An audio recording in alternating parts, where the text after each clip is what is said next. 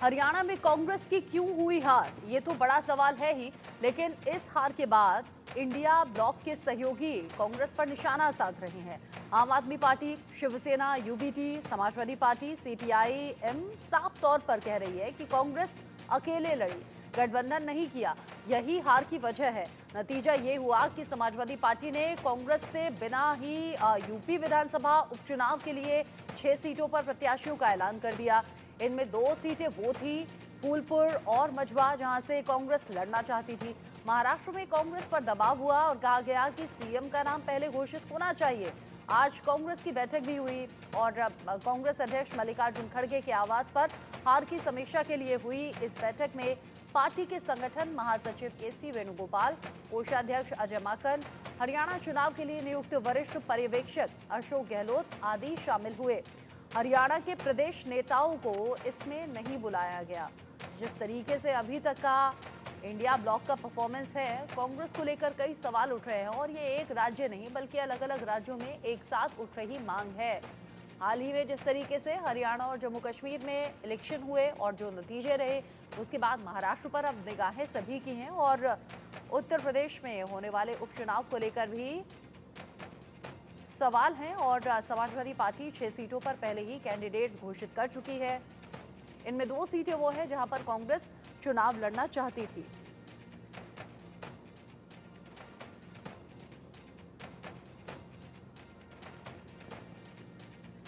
आने वाले उत्तर प्रदेश विधानसभा उपचुनावों को लेकर समाजवादी पार्टी प्रमुख अखिलेश यादव कई सवाल कर रहे हैं। अखिलेश यादव ने 6 प्रत्याशियों के नाम पहले ही बिना कांग्रेस से विचार किए घोषित कर दिए। अब उनका कहना है कि बची हुई सीटों पर बातचीत करके विचार करेंगे।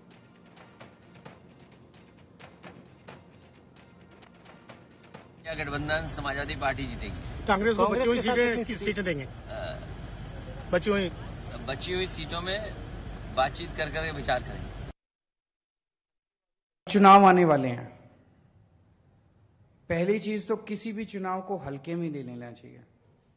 अभी तो पता नहीं नतीजे क्या हैं, लेकिन आज के चुनाव से सबसे बड़ी सबक यही है कि ओवर कॉन्फिडेंस मत करना कभी भी। किसी भी चुनाव को हल्के में नहीं लेना चाहिए। हर चुनाव कठिन होता है, हर चुनाव में हर सीट कठिन होती है। मेहनत करनी है और लड़ाई मत करना। अपने अपने एमएलए के साथ लड़ाई मत करना। सब लोग मेहनत करना। मेहनत नहीं करेंगे तो, और इस चुनाव के अंदर सबसे इंपॉर्टेंट रोल आपका होगा, क्योंकि अब हम एमसीडी में हैं। जनता उम्मीद करती है भाई बेसिक चीज है, सफाई तो करेंगे, बाकी चीजें तो जनता माफ कर देगी, सफाई तो करेंगे। अपने अपने एरिया में घूम घूम के कोशिश करो कि कूड़ा उठ जाए, डेली झाड़ू लग जाए, कूड़ा उठ जाए, डेली झाड़ू लग जाए। अरविंद केजरीवाल ने भी कई सवाल इशारों में पूछ लिए। उधर आम आदमी पार्टी सांसद राघव चड्ढा ने कहा कि वो हरियाणा चुनाव को बीजेपी की जीत कम और कांग्रेस पार्टी की हार ज्यादा मानते हैं। उनका ये मानना है कि अगर एकजुट होकर चुनाव लड़ते तो नतीजे अलग हो सकते थे। भारतीय जनता पार्टी की जीत कम और कांग्रेस पार्टी की हार ज्यादा मानूंगा। अभी इस फेज में 2 राज्यों में चुनाव हुए। एक जम्मू कश्मीर के राज्य में जहां गठबंधन का चुनाव लड़ा गया, जहां कांग्रेस पार्टी और नेशनल कॉन्फ्रेंस ने साथ आकर चुनाव लड़ा, वहां परिणाम जो आए वो भिन्न है। वहां पे भारतीय जनता पार्टी हारी और गठबंधन जीता। हरियाणा में दुर्भाग्यपूर्ण गठबंधन नहीं बन पाया और यहां पर नतीजे भिन्न हैं। यहां पर भारतीय जनता पार्टी जीती। मैं इन चुनावों को, इस नतीजे को खासतौर पे हरियाणा के परिप्रेक्ष्य में बात करें तो भाजपा की जीत कम और कांग्रेस की हार ज्यादा इसलिए कह रहा हूं क्योंकि अधिकांश लोगों ने बदलाव के लिए वोट दिया। अधिकांश लोगों ने भारतीय जनता पार्टी को हटाने के लिए एक नई सरकार, एक नए राजनीतिक दल की या एक नए राजनीतिक फॉर्मेशन की सरकार लाने के लिए वोट दिया, जिसमें लगभग 60 से अधिक % वोट बदलाव को पड़ा। लेकिन फिर भी first past the post system के चलते या गणित के चलते भाजपा का बहुमत से आंकड़े से कहीं अधिक सीटें आई और उनकी अपनी सरकार बनी। इसीलिए मेरा यह मानना है कि अगर हम एकजुट होकर शायद चुनाव लड़ते तो नतीजे अलग हो सकते थे। उधर सीपीआई महासचिव डी राजा का कहना है कि बीजेपी हरियाणा में फिर से सरकार बनाने में इसलिए सफल रही क्योंकि इंडिया गठबंधन सही से सीटों का बंटवारा नहीं कर पाया, एक साथ कैंपेन नहीं हुए। अगर ऐसा होता तो हरियाणा में नतीजे अलग होते। The results have come out. BJP managed to come back to power in Haryana. It is primarily because of the India bloc parties could not have proper seat sharing arrangement, could not have united campaign. Otherwise, results would have been different in Haryana also. Kashmir, it was expected. National Conference would do better. They did better. And there also, the way BJP managed to win seats in Jammu region, it is a matter of concern. The India bloc political parties must do serious introspection, review their tactics at the time of elections, and they will have to put their heads together in order to save the country from right-wing forces like BJP. उधर Shiv Sena UBT सांसद प्रियंका चतुर्वेदी ने कहा कि हरियाणा में कांग्रेस ने ही ये लड़ाई लड़ी है, वहां पर गठबंधन बन नहीं पाया था और उन्हें हार का सामना करना पड़ रहा है। हमारा स्टैंड यही है कि इंडिया गठबंधन ने जम्मू और कश्मीर में अच्छा काम किया है और सरकार बनने वाली है, और हरियाणा में कांग्रेस ने ये लड़ाई लड़ी है। वहाँ पे जो बाकी गठबंधन थे वो बन नहीं पाए थे और उनको हार का सामना करना पड़ रहा है। इतनी एंटी इनकम्बेंसी थी, हम देख रहे थे, सवाल उठाए जा रहे थे भारतीय जनता पार्टी पे, इतने इनकमिंग हो रही थी कांग्रेस पार्टी में, जिन्हें सबने राइट ऑफ कर दिया भारतीय जनता पार्टी को, फिर भी भारतीय जनता पार्टी जीत कर आई। उनके लिए बधाई का विषय है। साथ ही साथ कांग्रेस के लिए आत्मचिंतन का विषय है कि कहीं टिकट डिस्ट्रीब्यूशन में या कोऑर्डिनेशन में या नैरेटिव सेटिंग में कहीं कहाँ कमियां रह गई, वो आई एम श्योर उस पर मंथन करेंगे, विचार करेंगे और कोर्स करेक्शन होगा। हरियाणा विधानसभा चुनाव के लिए एआईसीसी पर्यवेक्षक और कांग्रेस नेता अजय माकन ने कहा कि हमने हरियाणा चुनाव परिणामों पर समीक्षा बैठक की। एग्जिट पोल के बाद जिस तरह नतीजे आए उनमें जमीन और आसमान का अंतर है। बहुत सारे कारण हैं, चुनाव आयोग से लेकर आपस में मतभेद से लेकर बहुत सारी चीजें हैं। सब लोगों ने विस्तार से हरियाणा के चुनाव की समीक्षा करी और जैसे कि आप सब लोगों को भी पता है, आप सब लोगों के चैनल्स में सब जगह के ऊपर एग्जिट पोल भी आए, ओपिनियन पोल भी आए, और अगर हम लोगों की बात छोड़ें तो आप लोग भी इस चीज को मानते होंगे कि नतीजे अप्रत्याशित थे और किसी को भी उम्मीद नहीं थी कि ये नतीजे आएंगे। और एग्जिट पोल के बाद भी जिस तरीके से जो एग्जिट पोल्स भी बता रहे थे, जो नतीजे आए उसमें जमीन और आसमान का फर्क था। तो हम लोगों ने उसकी चर्चा करी, अलग अलग कारण क्या हो सकते हैं इसके ऊपर चर्चा करी और इसके ऊपर हम लोग आगे और कार्रवाई करेंगे।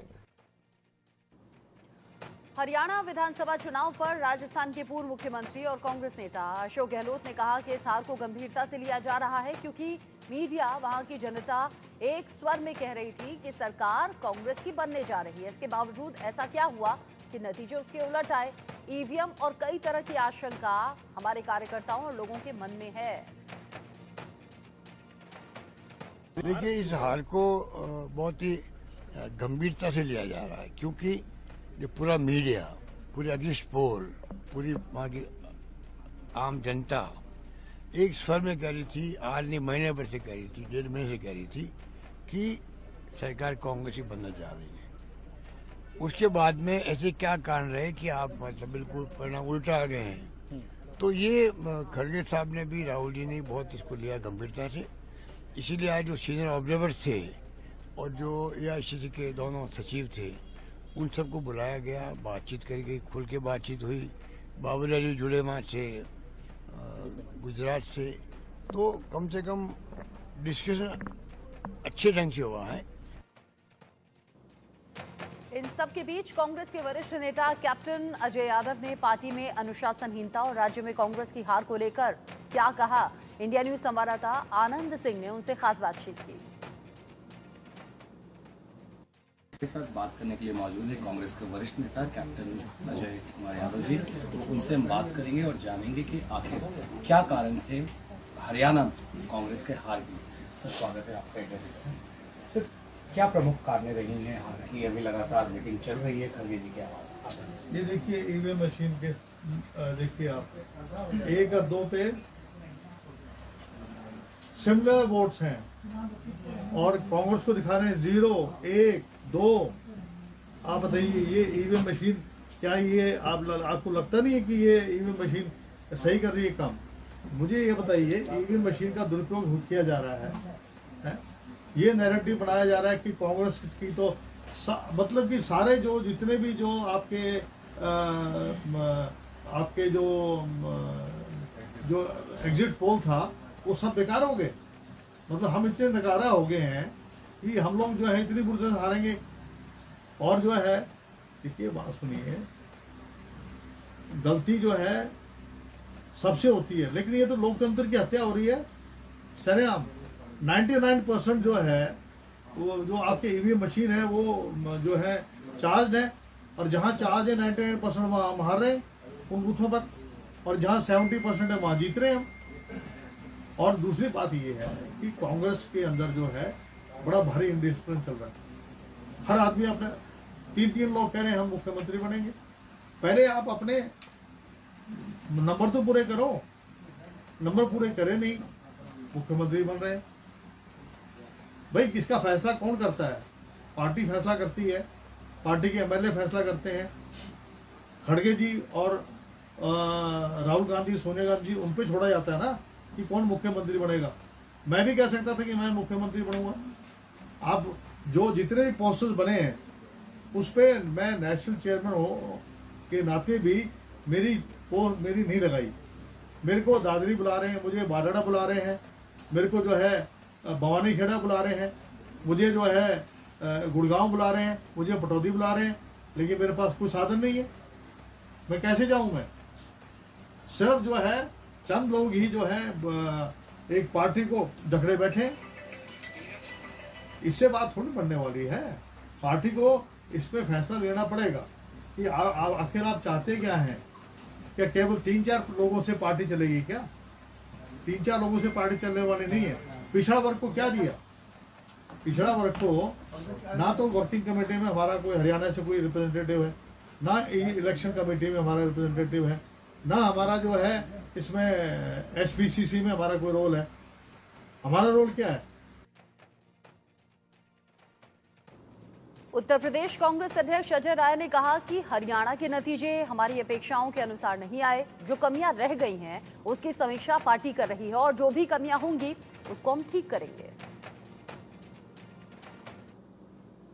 नहीं, हरियाणा के रिजल्ट जो हम लोगों की अपेक्षाएं थी उसके अनुसार नहीं आया, पर जो कमियां रह गई, जो हमारे कार्यकर्ताओं ने दिन रात मेहनत किया उसका अनुरूप नहीं आया, उसकी समीक्षा पार्टी कर रही है और जो भी उसमें कमियां होंगी उसको हम ठीक करेंगे। निश्चित रूप से 10 सीट जीते। कितनी सीट आप बात हुई है कुछ सीट पर? निश्चित रूप से हम लोग पहले कटहरी मजबा थी और 10 सीट पे एनडीए के प्रत्याशी जीतेंगे और भारतीय जनता पार्टी परंपरा रही है निश्चित रूप से 2 सीट होती है।